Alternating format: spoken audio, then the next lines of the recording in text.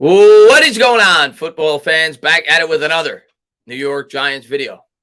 And I expect a lot of these this year, or at least some of them, right? We've become all too familiar with losing. Obviously, I love going live with you guys after the game, celebrating, being ultra excited, and it's fun to feel like a fan again, right? And all of us are really excited about this game. Before we get started, congratulations to all the Cowboys fans.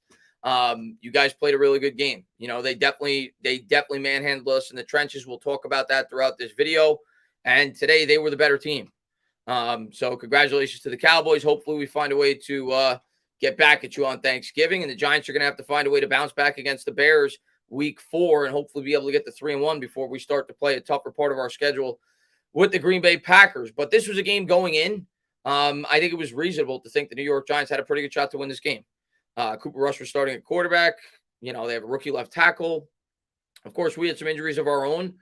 And there were definitely some things to worry about from within the game, especially in terms of trying to block. And we'll talk about that. That was a mess tonight, trying to block Tank Lawrence and trying to block Micah Parsons.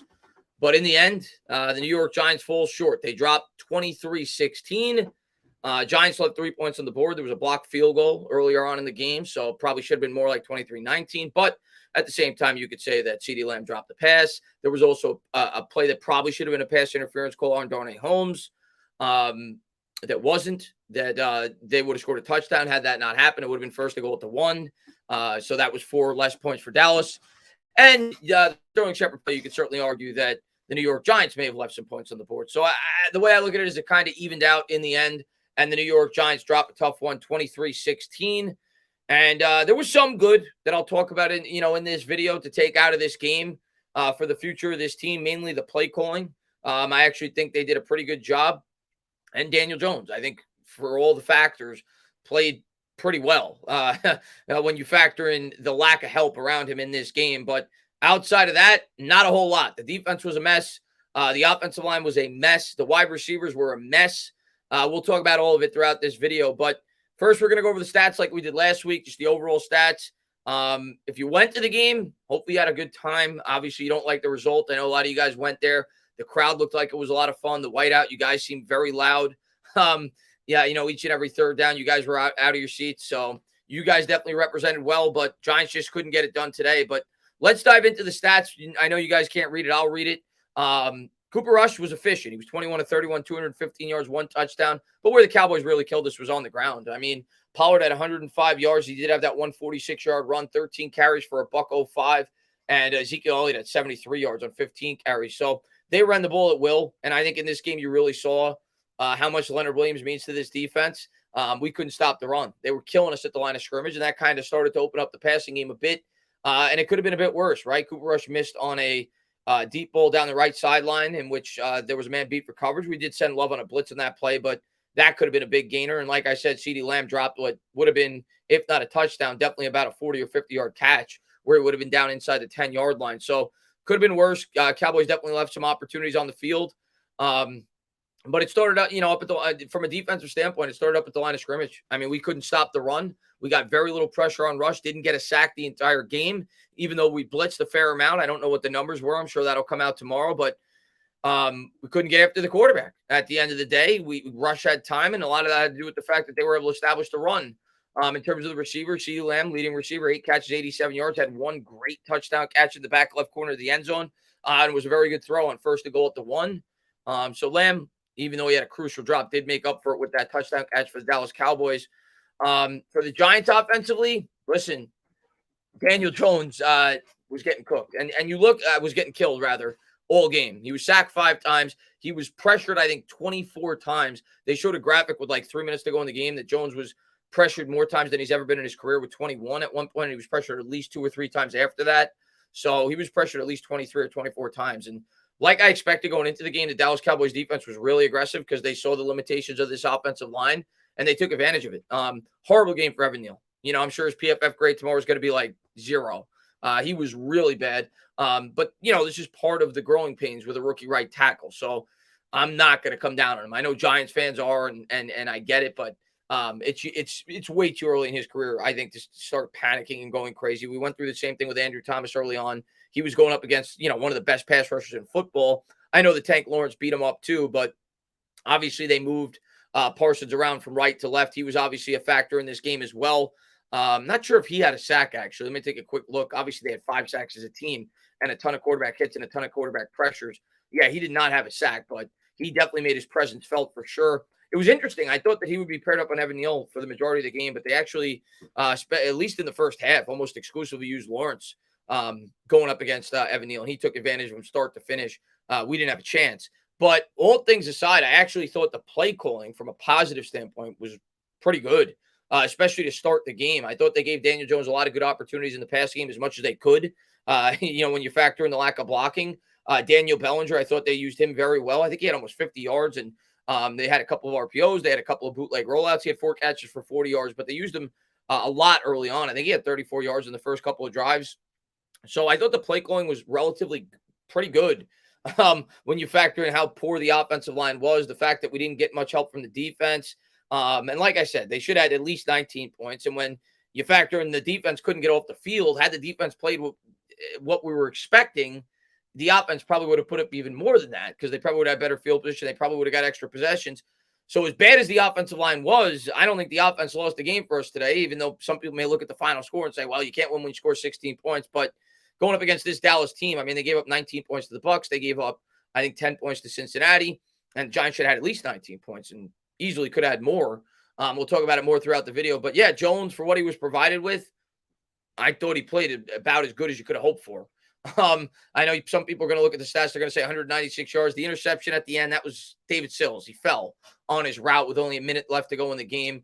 He was basically our leading rusher. He had 79 yards, made a number of really good plays with his legs, extended drives, extended plays when he was pressured. Had that really nice throw that was negated due to the fact they called the penalty on Sterling Shepard, where he got into enemy territory. Obviously, it's not going to help Daniel Jones in terms of sticking with the team because we lost. And we all know that Jones needs to win games this year if he's going to stick around. But all things considered, I actually thought Jones played pretty well in this game. Barkley, of course, had the big run, continues to be, a force in the offense. He had 14 carries, 81 yards, 36 yards on that one run with the touchdown. The receivers were just a mess.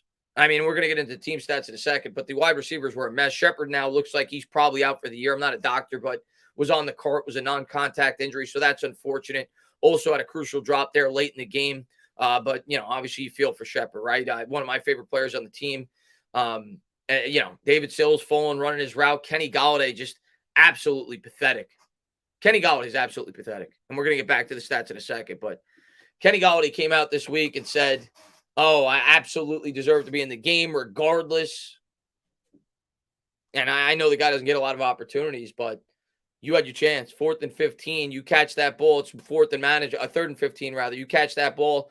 It's 4th and manageable. We're down 7 points. You at least give the offense an opportunity to extend that drive and possibly win that game or at least tie the game and send it to overtime with about 7 minutes left in the game. It would have been a 4th and 2 off a 3rd and 15. Instead, he drops the ball, hits him right in the gut. I don't know what to say, about Kenny Golladay. The guy's done nothing since he's been a New York Giant. And he chokes in a big spot tonight, in a drive that we needed.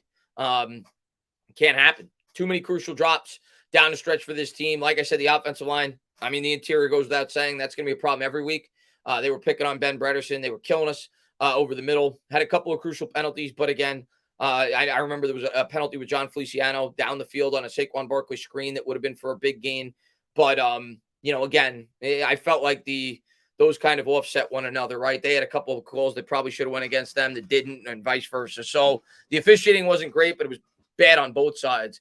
But yeah, in terms of a positive standpoint from the offense, I thought the play calling was good.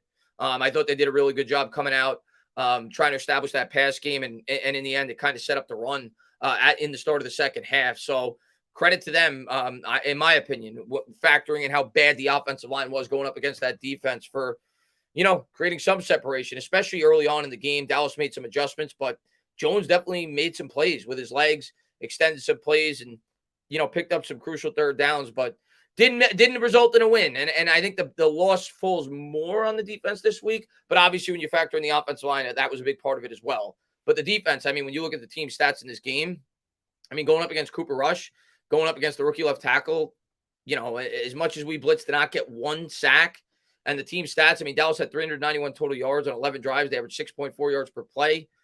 In terms of running the football, they had 176 yards. They averaged 6 yards a carry, and it was much worse in the first half. In the first half, it was like 9 yards a carry.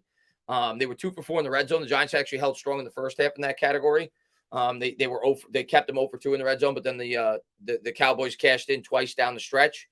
No turnovers in this game for Dallas. One late turnover for the Giants, but it was a pretty clean game on both sides.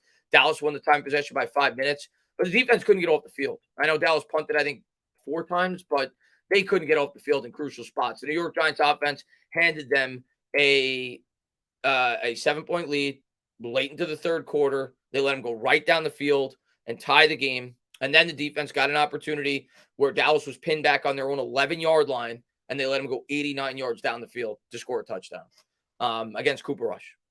It's inexcusable.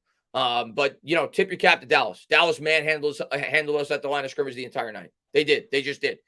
Their offensive line demolished our defensive line. Like I said earlier, I think you really saw how much Leonard Williams means to this defensive line because we couldn't get the job done at all in terms of run stuffing, in terms of getting interior pressure.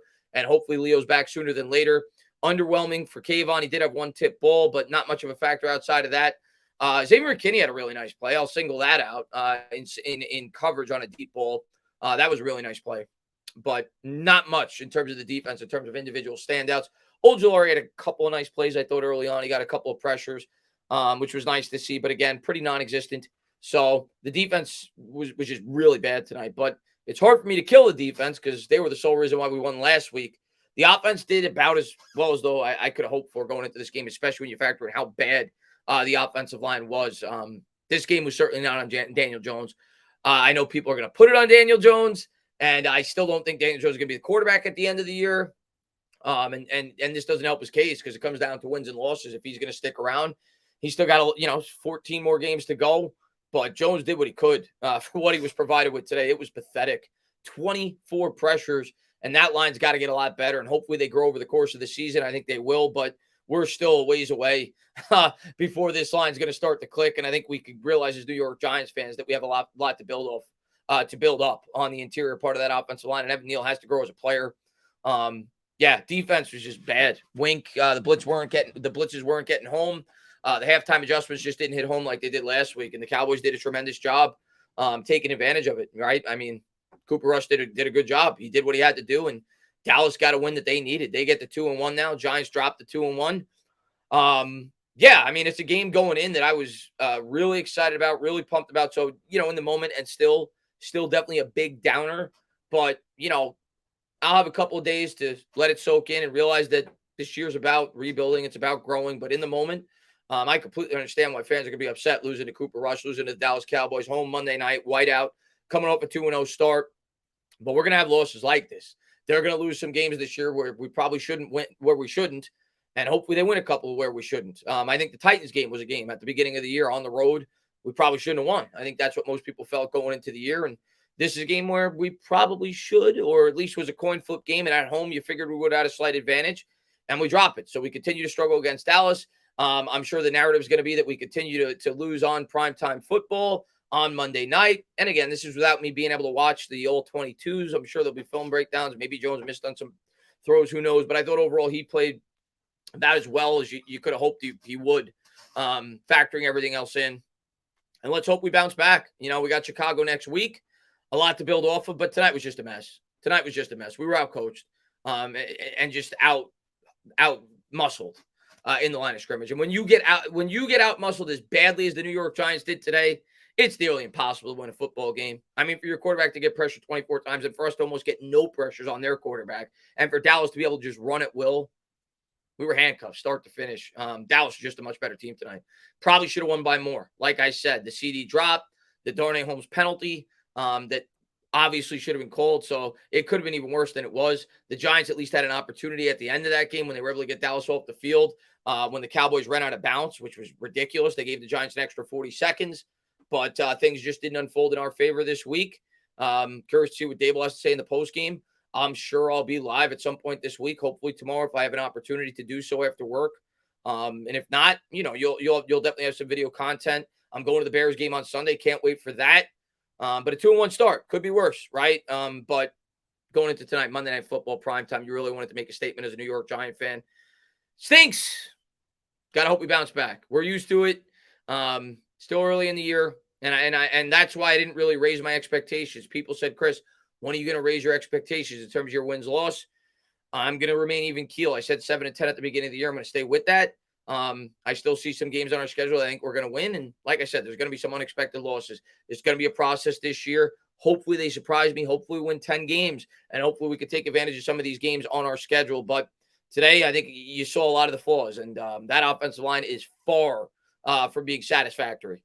And we got a long way to go. Got a long way to go in terms of pass protecting. But all things considered, though, because I think one thing I'm really looking at this year, the most important thing for me is the offensive scheme. And for them to be able to generate any kind of offense with how bad we blocked today was actually a positive for me. So from that aspect, I do think the play calling was actually good. We just couldn't block. And when you can't block and you can't get after their quarterback, it's hard to win. You know, you watch Cooper Rush, he had all day to throw the football, but see if we can beat the Bears next week, guys. Sorry for the bad post-game video. We just weren't the better team tonight. We'll get them next week. As always, guys, if you liked what you watched, please subscribe. Drop a comment. Maybe give me a little thumbs up. Cheers.